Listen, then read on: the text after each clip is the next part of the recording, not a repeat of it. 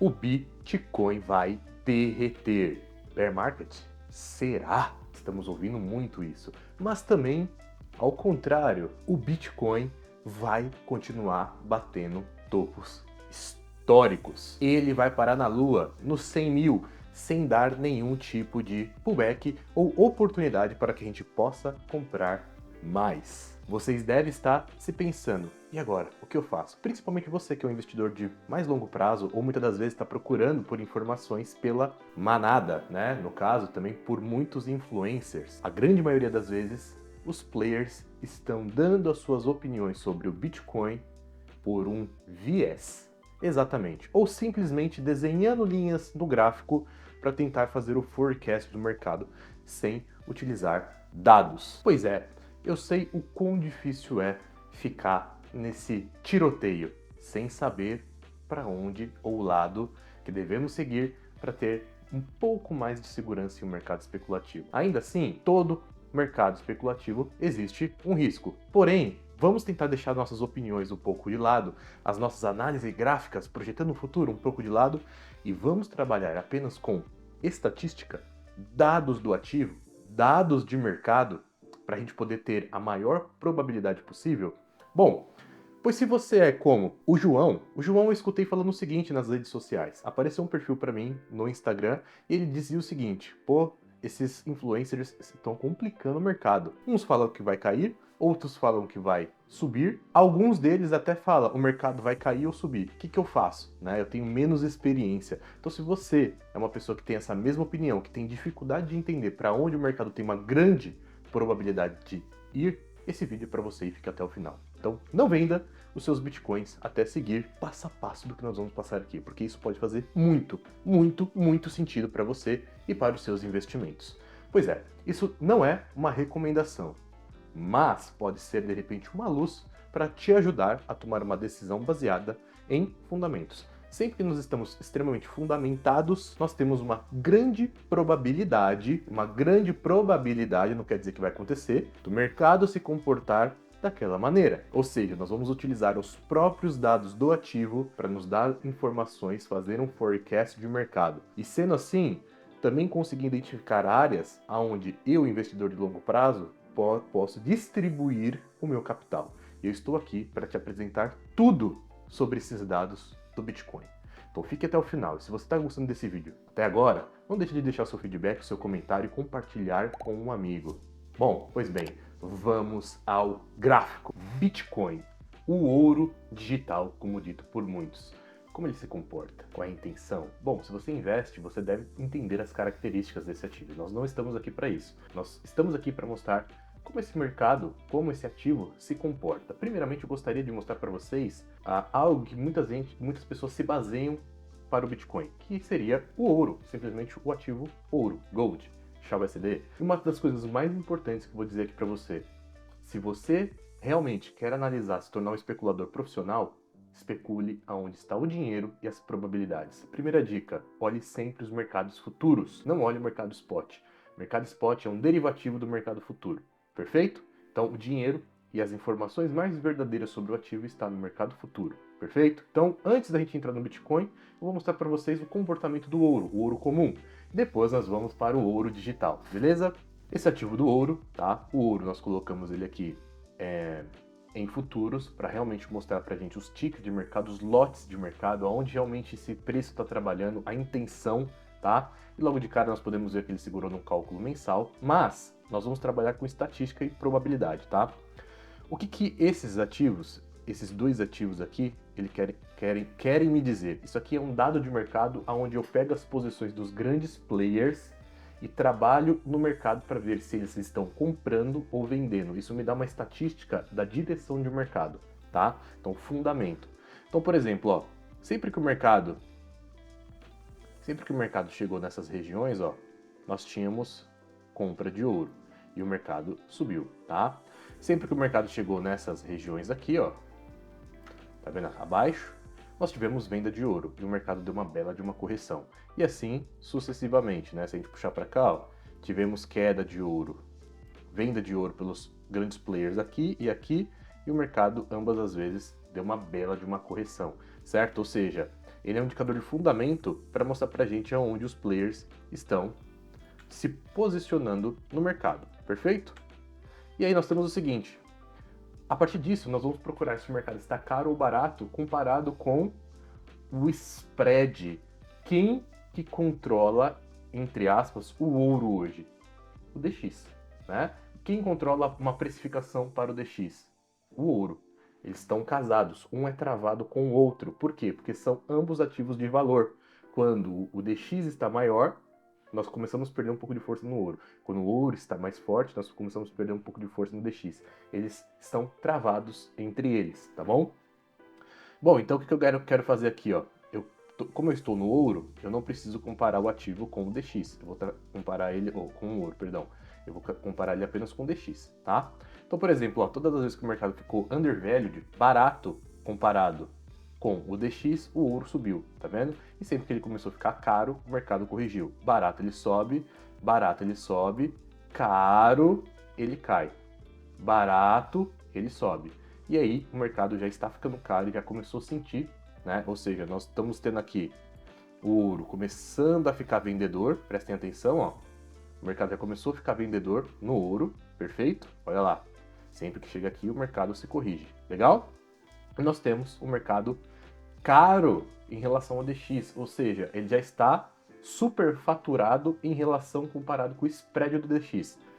Onde nós temos aqui, ó, o ouro entrando em oferta e o DX entrando em demanda. Logo, nós podemos já esperar uma correção.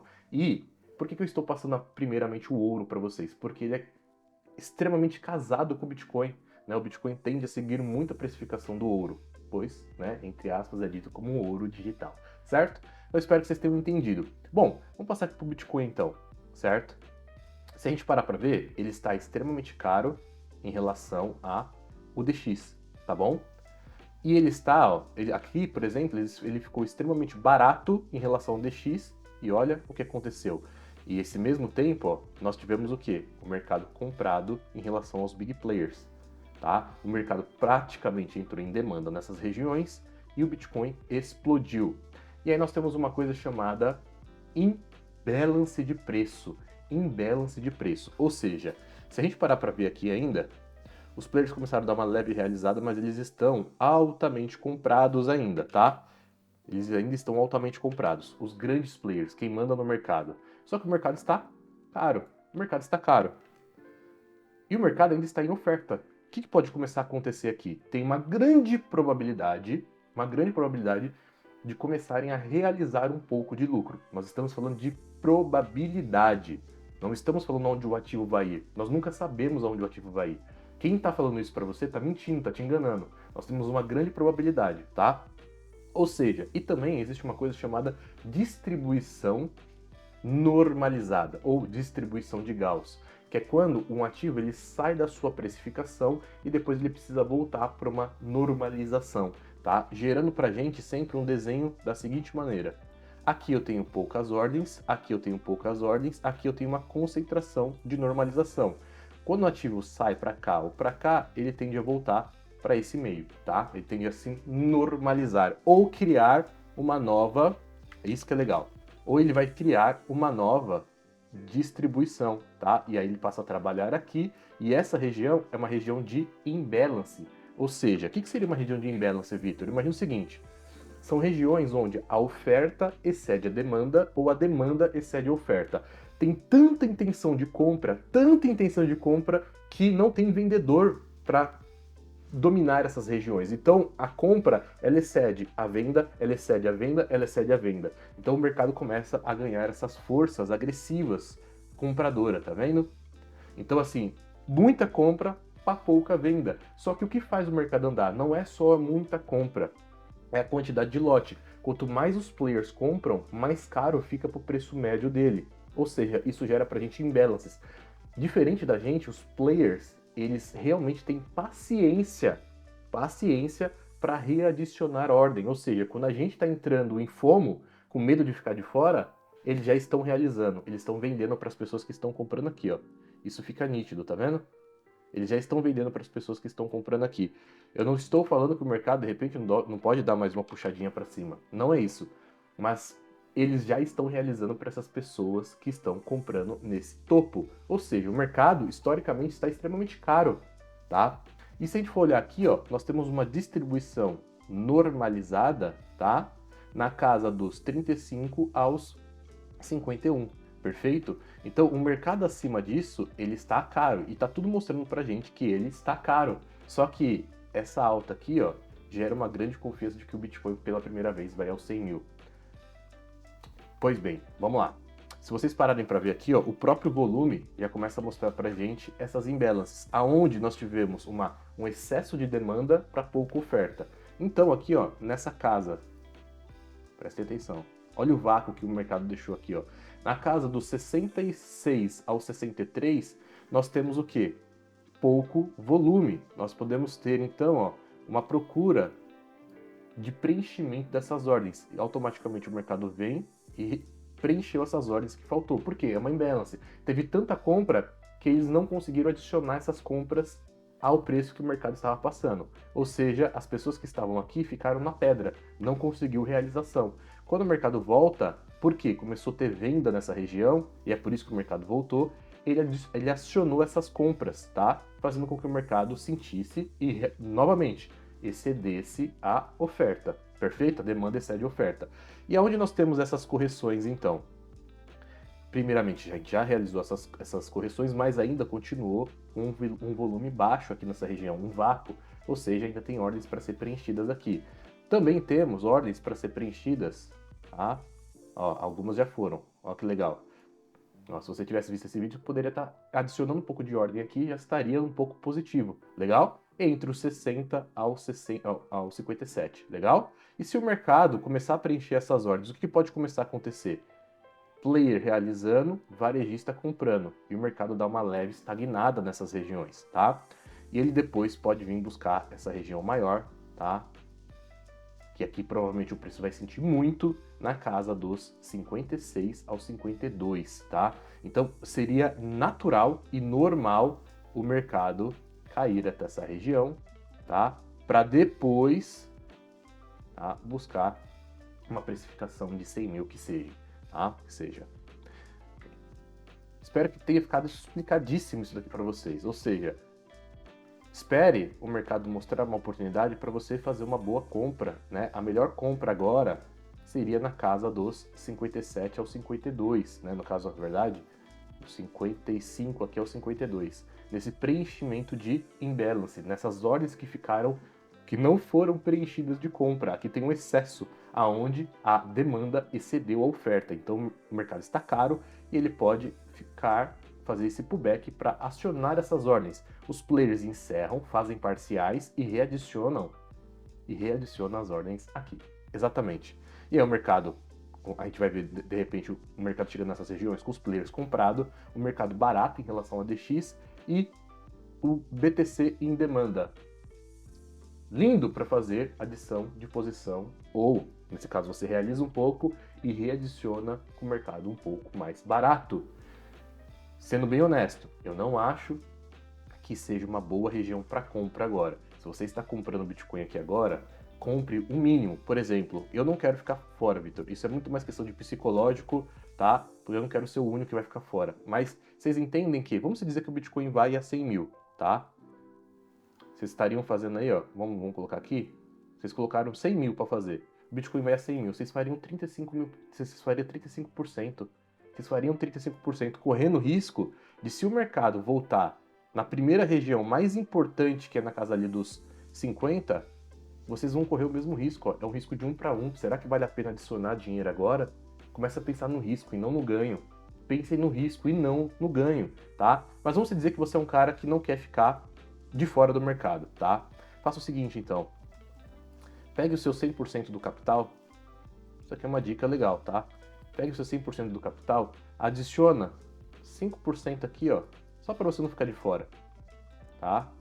Aí, o mercado caiu nessa segunda região que ele já testou. Eu já não acho uma região tão importante, porque ele já pode ter preenchido o suficiente as ordens que as vendas vão exceder a compra e o mercado pode vir nessa próxima região. Mas, aqui que você faz? Você não ficar de fora, você vai comprar no longo prazo.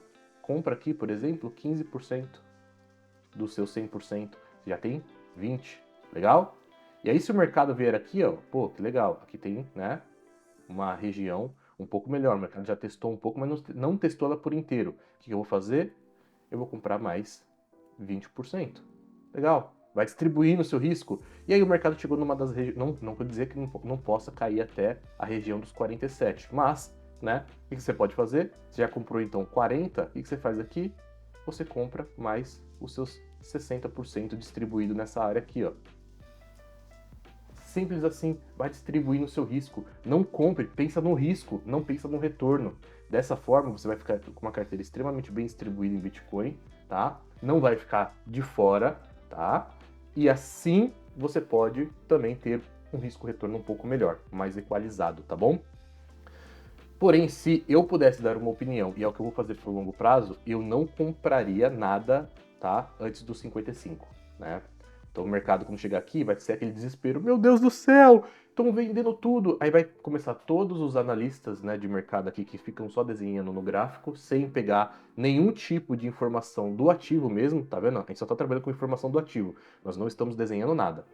É só spread do ativo e se o mercado está comprado em relação aos big players. Só isso, tá? E aí, o mercado mostra que eles ainda estão comprados, mas está numa região cara. Eles não compram, os grandes players não compram em região cara. Não compram, eles vão realizar para depois reentrar mais barato. E aí entra a parte mais importante. Se a gente puxar a sazonalidade do Bitcoin, nós podemos ver aqui claramente, ó, claramente que em março, tá? Opa, só puxar aqui. Opa. Aqui em março, nós temos uma queda de Bitcoin, uma correção de Bitcoin. Então, nos últimos 10 anos, do 6 de março ao dia aqui, mais ou menos, ó, dia 1 de abril, é uma grande probabilidade de venda, um mercado vendedor. Ou seja, o que pode estar acontecendo aqui então? Nós podemos ter aquela leve correção dessas regiões e a partir do dia 1 de abril o mercado voltar a subir, apenas trabalhando com a probabilidade. Dados de mercado, ou seja, dos últimos 10 anos, na grande maioria das vezes o Bitcoin caiu no mês de março, utilizando sazonalidade do ativo, apenas informações do ativo, estatística, tá bom? Se você gostaria de entender mais sobre as posições dos big players, sobre se o mercado está caro ou barato, como fazer esse preenchimento de ordem, como fazer operações no mais longo prazo, swing trading também, eu deixei um treinamento gratuito sobre o nosso método híbrido. Está no link abaixo. Vocês vão adorar e amar o step que nós fazemos para conseguir identificar essas oportunidades maravilhosas, operando apenas estatística, baseado apenas nos dados do preço do que o mercado já mostrou pra gente que funcionou no passado, certo? Então o link está ali abaixo, não deixe de assistir porque vai valer muito a pena. Se você está precisando de uma corretora para fazer as suas operações, o link da nossa corretora parceira está abaixo, onde eu fiz muita pesquisa para poder colocar o meu capital em risco. E assista o projeto Se Aposentando com Trading, foi o nosso último episódio. Tenho certeza que vocês vão amar. Se esse vídeo de alguma forma ajudou você e ajudou você a ter uma projeção do que pode acontecer com o Bitcoin, não deixa de deixar seu comentário, seu feedback e compartilhar com um amigo. Trader, eu vejo você na próxima.